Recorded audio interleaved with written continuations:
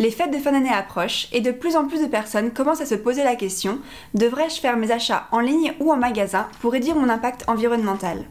On voit ça aujourd'hui dans cette nouvelle vidéo.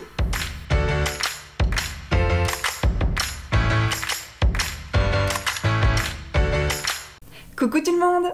Pour faire suite à ma dernière vidéo sur mes idées cadeaux pour Noël, j'avais aujourd'hui envie de revenir sur la fameuse question: qu'est-ce qui est plus écologique, acheter en magasin ou acheter en ligne? Personnellement, j'achète sur internet depuis maintenant de nombreuses années, mais c'est vrai que je me suis souvent posé la question de savoir qu'est-ce qui était plus écologique entre acheter sur internet et acheter en magasin. J'ai l'impression qu'il y a un peu de pour et de contre dans les deux sens, et donc du coup j'ai eu envie d'approfondir un peu plus mes recherches et de vous partager les résultats dans cette vidéo. J'espère qu'elle vous plaira. Si c'est le cas, n'oubliez pas le petit pouce et c'est parti! Je voudrais commencer avec un petit rappel de la situation actuelle en France. L'e-commerce a le vent en poupe et a une croissance à 2 chiffres depuis maintenant de nombreuses années. C'est une tendance qui s'est d'ailleurs clairement confirmée avec le confinement où énormément de personnes se sont mises à commander en ligne. Parmi les produits les plus achetés sur internet, on va retrouver en première position les vêtements et la mode, en deuxième position les produits culturels et en troisième le tourisme. En moyenne, chaque internaute français a validé 40 paniers sur internet en 2019 pour un montant total de 2500 €, ce qui représente clairement un sacré montant et un sacré budget par personne en France. Alors personnellement, je trouve déjà que ce chiffre est énorme, mais apparemment ça ne représente que 10% des achats qui sont effectués au global en France. Une étude Nasdaq estime que d'ici 2040, ce seront 95% des achats qui seront effectués en ligne. Alors avec un développement aussi rapide et aussi important de l'e-commerce, il est important de se poser les bonnes questions, de peser le pour et le contre pour pouvoir faire ses achats en respectant ses valeurs. Alors le premier point positif de l'e-commerce, c'est l'économie d'échelle sur l'empreinte carbone. Comme vous vous en doutez, depuis maintenant plusieurs années, l'e-commerce est bien rodé et tout le système de logistique également. Depuis son apparition à la fin des années 90, l'e-commerce a bien évolué et s'est clairement amélioré. Alors bien entendu, à la fois pour réduire les coûts, mais aussi et heureusement pour réduire son impact sur l'environnement. Tout d'abord, il y a une meilleure rentabilité des entrepôts de stockage. Quand vous achetez en ligne, vous n'avez donc pas besoin de vous déplacer et donc de vous rendre à un entrepôt. Ce qui veut donc dire que les entrepôts n'ont pas besoin d'être jolis ou confortables. Les produits sont rangés de manière optimisée, où vraiment chaque espace, chaque mètre carré est bien utilisé, voire même des fois chaque mètre cube, puisque les entrepôts utilisent aussi la hauteur, le volume. Donc du coup, de manière générale, c'est plus rentable. Il n'y a pas forcément besoin de chauffage et l'éclairage est aussi optimisé. Ça permet donc d'avoir une consommation d'énergie liée au stockage de chaque produit beaucoup plus faible qu'un produit qui serait exposé en magasin par exemple. Un autre point positif, c'est une meilleure gestion de la logistique et des transports puisque la livraison est optimisée. Même si on pourrait penser que cela pollue de se faire livrer chez soi, c'est en fait plus écologique que si chaque client prenait sa voiture et se déplaçait en magasin pour aller chercher son produit. Les services de livraison ont en fait des itinéraires optimisés pour réduire bien entendu leurs coûts, leur délai de livraison, mais également indirectement leur impact carbone. Il y a donc moins de déplacements qui génèrent moins de pollution. Attention toutefois car il y a une limite en ce qui concerne les livraisons express, mais ça nous y reviendrons tout à l'heure. Un autre avantage d'internet, c'est que l'option de la seconde main est plus facilement accessible. Comme vous le savez, la seconde main c'est forcément plus écologique que d'acheter un produit neuf, mais il n'est pas forcément toujours facile d'acheter de la seconde main à côté de chez soi.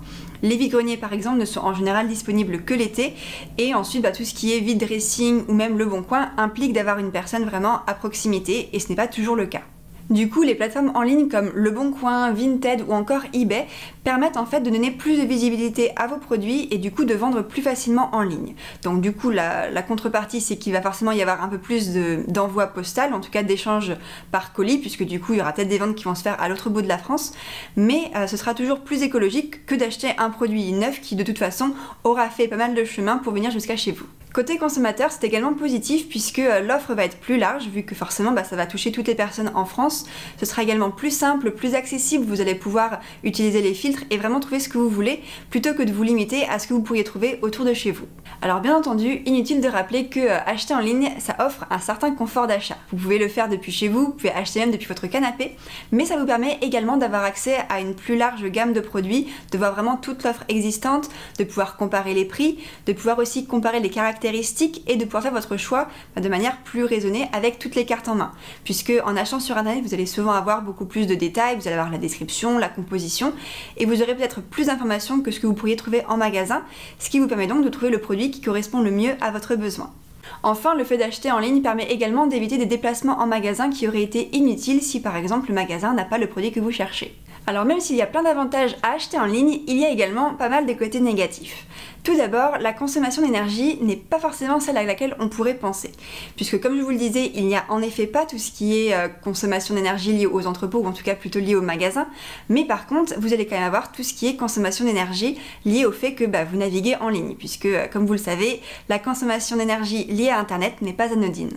Comme je vous en parlais plus tôt cette année, la consommation d'énergie liée au web et par exemple aux achats en ligne n'est clairement pas négligeable, notamment liée à tout ce qui est data center. Chaque minute passée à consommer un site internet, à regarder une page ou même à ouvrir plusieurs onglets va également consommer de l'énergie. Alors c'est un impact environnemental qui est quasiment invisible, dont on ne se rend pas compte et qu'il est difficile de réduire, mais il est important de le garder à l'esprit. Je vous avais fait une vidéo dédiée sur le sujet il y a quelques mois, donc je vous invite vraiment à y jeter un coup d'œil si vous voulez voir comment vous pouvez réduire votre impact lié à Internet. Un autre point négatif lié aux achats en ligne, c'est la surabondance d'emballage et de packaging. Puisque comme vous en doutez, chaque achat en ligne va être livré de manière individuelle et donc emballé de manière individuelle, ce qui va multiplier tout ce qui sera boîte en carton ou encore plastique de calage. Alors selon le fournisseur, l'emballage sera plus ou moins optimisé ou écologique. Certains vont utiliser du calage qui sera fait à base de carton ou qui sera biodégradable et vont par exemple également limiter le suremballage. Alors que d'autres fournisseurs vont par exemple mettre une boîte dans une boîte, parfois même dans une autre boîte. Donc là ça dépend vraiment des fournisseurs et certains ont vraiment une charte qu'ils présentent en ligne pour pouvoir un peu s'y retrouver. Comme je vous le disais tout à l'heure, la livraison express est également un véritable fléau. L'impatience des consommateurs a clairement un gros impact sur l'environnement. Les livraisons express sont nettement plus polluantes que les livraisons classiques, voire même que les achats en magasin. On commence à entendre parler de plus en plus des livraisons en 24 heures, pourtant leur impact environnemental est terrible. Déjà, les livraisons express vont en général utiliser l'avion, qui est un moyen de livraison beaucoup plus polluant qu'un camion ou un train par exemple, quand les livraisons sont un peu plus longues, mais également au niveau du dernier kilomètre, comme on dit, eh bien la livraison va être faite pour une seule personne, le trajet ne sera pas forcément optimisé de la même manière, juste pour que vous puissiez recevoir votre colis en moins de 24 heures. Alors maintenant qu'on a fait un peu le point sur la situation du shopping en ligne, qu'en est-il de notre bon vieux magasin ? Alors déjà en magasin, il n'y a quasiment pas, voire pas du tout d'emballage, ou en tout cas de suremballage. Vous aurez l'emballage de votre produit lui-même comme celui que vous auriez acheté sur internet, sauf que là, il n'y a pas de carton, il n'y a pas de calage. Ensuite, vous pouvez porter votre produit à la main ou le mettre dans un sac que vous aurez apporté vous-même, ce qui va là encore une fois réduire tout ce qui est lié à l'emballage. Pour certains types de produits, vous aurez également la possibilité d'acheter en vrac, alors notamment pour l'alimentaire ou encore les cosmétiques ou les produits d'entretien, et cela permet d'acheter uniquement la quantité dont vous avez besoin. Vous pouvez également apporter vos propres contenants, ce qui là encore une fois va réduire les emballages, et il y a également de plus en plus de magasins et de marques qui font les formats de consigne, où en fait vous ramenez tout simplement l'emballage pour en racheter un autre, donc là encore une fois ça réduit la production de déchets. Alors un autre avantage des magasins, mais qui est plus difficilement mesurable, c'est le contact humain et social. Puisque en effet, quand vous vous déplacez dans un magasin, déjà forcément vous allez un peu parler avec les vendeurs, mais vous allez également pouvoir avoir des conseils personnalisés et pouvoir avoir des réponses à vos questions. Cela vous permettra notamment de prendre la bonne décision, de faire les bons choix, mais de pouvoir également toucher le produit, pouvoir le tester des fois, pouvoir l'essayer s'il s'agit d'un vêtement, et donc du coup de limiter au maximum les retours, puisque vous aurez acheté un produit qui vous correspond parfaitement. Aller en magasin, c'est aussi acheter plus local. Alors bien sûr, si vous allez à la Fnac ou aux Galeries Lafayette, ce ne sera pas très local, mais si vous allez par exemple dans votre petite librairie de quartier qui a 60 ans ou dans la nouvelle boutique de créateurs, eh bien vous ferez tourner l'économie locale. Et enfin, pour votre bien-être et votre santé mentale, ça vous fera également du bien de sortir, d'aller un peu à la rencontre des personnes, d'avoir du contact social, mais de pouvoir aussi toucher et découvrir de nouveaux produits, plutôt que de rester coincé derrière un écran. Alors maintenant que je vous ai dit tout ça, quelles sont mes recommandations? L'un est-il mieux que l'autre? Eh bien ce n'est pas aussi simple que ça, et comme on dit, tout est nuancé. Alors tout d'abord, votre mode de transport est primordial dans cette réflexion. Si vous habitez en ville et que vous pouvez aller faire votre shopping à pied, en bus ou à vélo, vous n'aurez clairement pas le même impact que si vous habitez à la campagne et que vous devez faire 20 à 30 minutes en voiture pour atteindre le magasin le plus proche. Là, tout est une question de nuance et ce sera à vous de voir quel est votre impact lié au transport. Il est également important de ne pas boycotter les magasins physiques sous prétexte qu'ils consomment de l'énergie, puisque que vous y alliez ou pas, le magasin sera ouvert et consommera quoi qu'il arrive de l'énergie. Les magasins apportent quand même une réelle expérience au client qui permet de toucher le produit, de pouvoir le tester, d'avoir le conseil, et c'est vrai que c'est quand même très intéressant, et comme je vous le disais tout à l'heure, ça permet aussi de mieux choisir son produit et de limiter les retours. L'idée n'est pas de boycotter les magasins, mais d'agir en fonction de vos besoins, de ce qui vous arrange et de votre mode de transport. L'idéal est bien entendu d'optimiser ses déplacements. Si vous avez prévu par exemple d'aller en ville pour faire une course, eh bien essayez de faire un maximum de choses lors de ce déplacement, surtout si vous utilisez la voiture. L'idéal est également d'éviter les achats de dernière minute. Comme je vous le disais un peu plus tôt dans la vidéo, les achats les livraisons qui sont express sont les plus polluantes. Donc l'idéal est de s'y prendre un peu plus à l'avance et d'anticiper pour pouvoir accepter sans problème une livraison qui sera un peu plus longue mais qui du coup aura un impact beaucoup moindre. On parle également souvent de l'impact du dernier kilomètre et c'est pour ça que les points relais sont une très bonne alternative. Lorsque cela est possible et ne vous fait pas faire de trop grands détours, privilégiez au maximum les livraisons en point relais qui sont beaucoup plus optimisées. Si vous en avez la possibilité, se faire livrer sur votre lieu de travail est également un bon moyen de réduire un petit peu l'impact carbone car vous serez sûr qu'il y aura quelqu'un pour réceptionner le colis et le livreur n'aura pas à repasser à plusieurs reprises, mais votre entreprise peut également un petit peu agir comme un point relais si plusieurs de vos collègues passent également des commandes puisque du coup les livraisons seront un peu plus groupées. Toujours dans cette même idée, n'hésitez pas à grouper vos commandes avec vos collègues, vos amis ou même votre famille.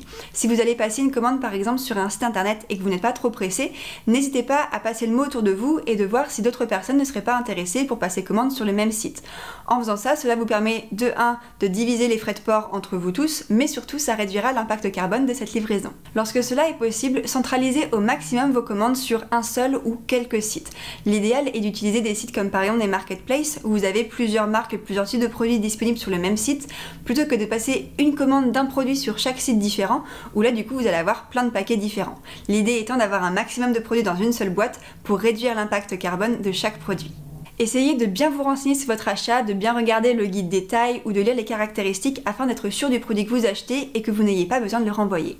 Bien entendu, une autre suggestion qui va de soi, c'est de privilégier les produits locaux. Cela va bien évidemment faire tourner l'économie locale, mais cela va aussi favoriser les circuits courts et donc des circuits plus réduits et plus écologiques. Alors bien entendu, essayez de favoriser au maximum des fournisseurs qui font attention à leur impact sur l'environnement, que ce soit au niveau de leurs produits, mais également au niveau de leurs emballages et de leur livraison.